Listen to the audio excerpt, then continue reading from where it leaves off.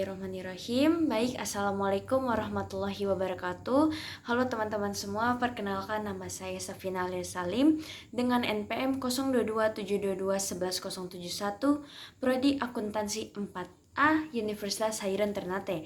Yang saya hormati Bapak Dr. Suwito SEMSI AK CSRS CSRA selaku dosen mata kuliah metodologi penelitian.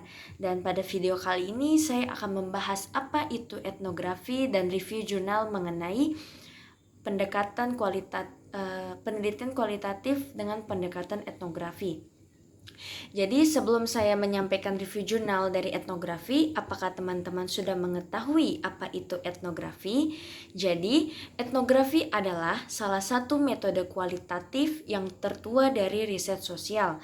Metode ini sangat tepat untuk meneliti masalah budaya dan biasanya selalu terpilih sebagai metode penelitian bidang sosial, khususnya antropologi.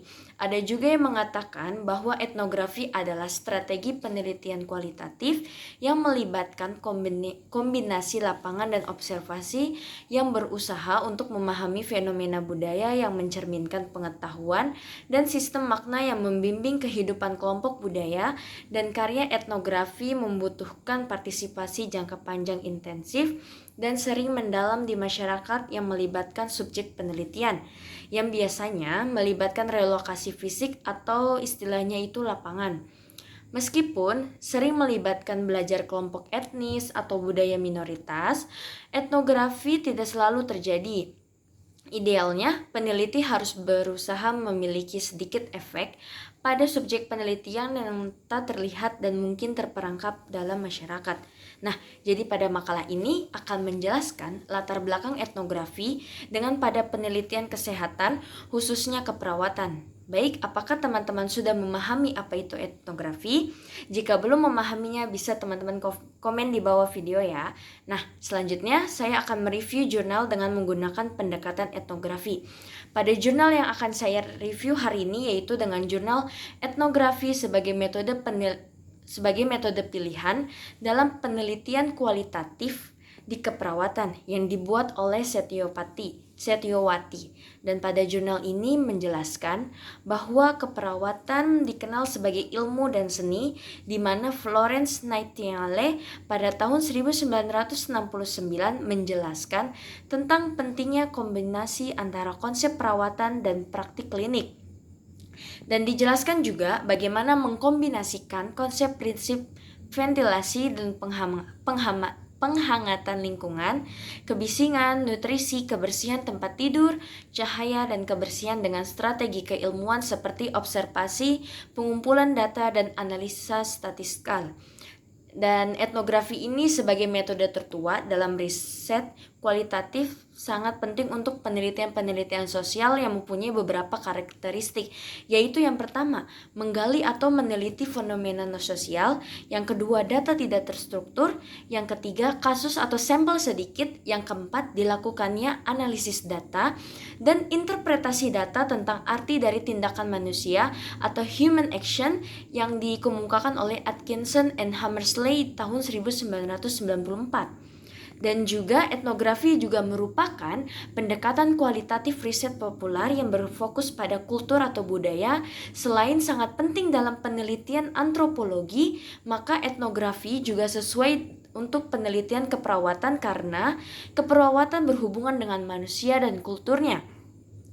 Dan budaya sering diartikan sebagai suatu set petunjuk di mana diikuti oleh individu yang termasuk di dalam anggota sosial tertentu, di mana menceritakan tentang bagaimana mereka melihat dunia, bagaimana mendalaminya secara emosional, dan bagaimana berperilaku dalam hubungan dengan manusia lain terhadap kekuatan supranatural atau Allah Subhanahu wa Ta'ala dan lingkungan alam yang dikemukakan oleh Hellman tahun 1994.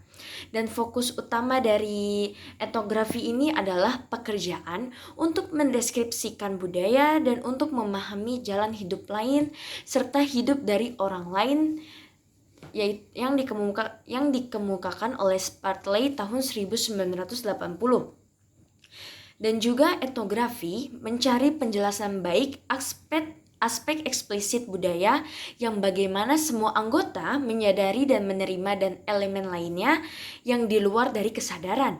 Dan metode ini merupakan pendekatan favorit untuk penelitian antropologi sejak 100 tahun yang lalu, yang dimana umumnya bertujuan untuk mengidentifikasi peran, ritual-ritual, dan kepercayaan pada populasi yang diteliti oleh Morse tahun 1992.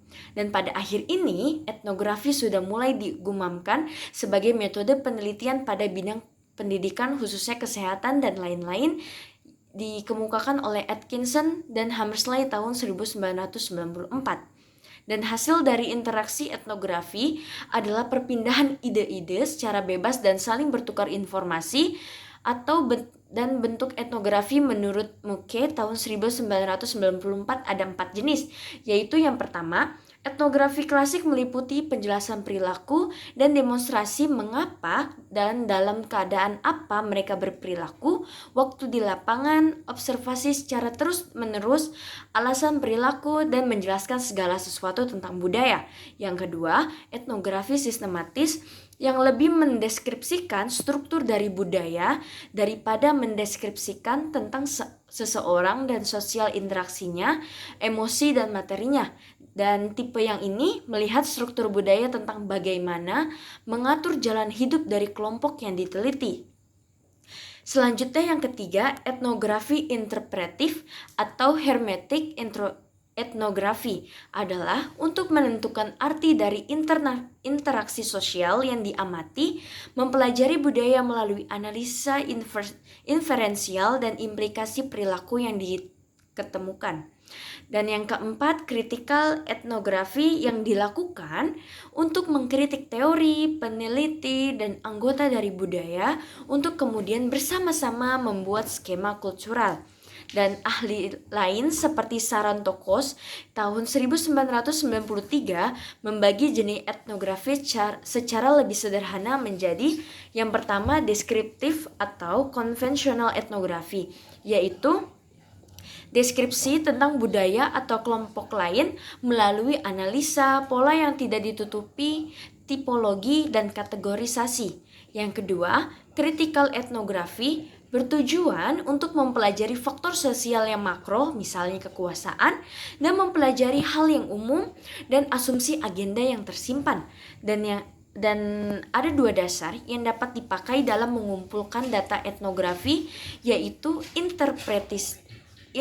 interpretivism dan interactionism. Interpretivism diperkenalkan sekitar tahun 1930 sampai 1940 sebagai reaksi terhadap empiris logikal dan instrumental rasional dan sebagai pendekatan yang menyertai fenomenologi. Menurut Schott, tahun 1967, pendekatan ini berfokus pada pengetahuan umum tentang berbagai masalah manusia. Selain itu, pendekatan interpretif fenomenologi mencari dan mengenal diri dan kehidupan sosial dalam kelompok oleh Stachern tahun 1981. Symbolic interactionism adalah pendekatan teoritis kedua yang menurut Bulmer tahun 1969 mempunyai 3 maksud. Yang pertama, seseorang bereaksi ke arah objek dan berdasarkan pada arti dari objek itu terhadap dirinya. Yang kedua, arti tersebut berasal dari hasil interaksi, misalnya komunikasi. Dan yang ketiga, arti dibangun melalui proses interpretif. Persyaratan suatu penelitian sosial adalah observasi yang cermat tentang perilaku dan interaksi mereka seperti pada umumnya penelitian kualitatif. Maka, pendekatan etnografi sejak 30 tahun terakhir ini menjawab pertanyaan-pertanyaan tentang validitas, konteks, dan tujuan. Etnografi modern mengembangkan paradigma yang sesuai dengan pendekatan klasik, yaitu dengan observasi dan interpretasi. Hammersley dan Atkinson pada tahun 1995 menjelaskan bahwa Etnografi bertujuan untuk lebih menghasilkan pengetahuan daripada peningkatan praktik klinik, tetapi etnografi pendidikan lebih untuk meningkatkan praktik. Konsep kunci dalam melakukan etnografi aktivitas. Etnografi memiliki elemen sentral meliputi yang pertama, reflektivitas adalah keadaan di mana peneliti dapat menjadikan dirinya sebagai alat untuk memperjelas data pada proses pengumpulan data dalam melihat respon subjek melalui kehadiran peneliti dan respon peneliti pada konteks. Biasa dan subjektivitas adalah risiko yang bisa terjadi. Dan yang kedua, observasi partisipan merupakan bagian utama dari metodologi. Ini adalah proses di mana sebagai peneliti fokusnya adalah dirinya sendiri secara keseluruhan dalam situasi sosial. Dengan demikian, peneliti akan lebih dekat dengan mereka atau informan. Jadi yang maksudnya mereka itu informan ya. Jadi ketika mereka berespon terhadap kehidupan dan tidak hanya mendengar apa yang mereka katakan, tetapi mengambil semuanya dari yang respon terkecil mereka terhadap situasinya. Peneliti dianjurkan untuk mempertimbangkan elemen perilaku, pengetahuan, dan semua yang membantu memperjelas. Dan wawancara etnografi bertujuan untuk menentukan arti budaya yang terjadi pada grup sosial, terutama interaksi, konteks sosial, dan konstruksi sosial dari pengetahuan. Yang ketiga, analisis kultural merupakan titik masuk dari etnografi dan elemen akhir dari observasi partisipan. Ancaman yang terjadi dalam observasi dan wawancara ditutup dengan pemahaman aktivitas, budaya, dan proses yang ditulis dalam catatan lengkap, fokus observasi dan observasi yang diseleksi atau wawancara, analisa dan tema kultur. Gambaran utama dari etnografi, fokus utama etnografi adalah mengumpulkan data dengan observasi dan wawancara, deskripsi yang tebal dan mendalam secara alamiah, bekerja bersama informan kunci dan dimensi emik atau etik, dan persepsi emik adalah persepsi dari dalam atau persepsi dari partisipan, sedangkan etik adalah persepsi luar atau persepsi peneliti.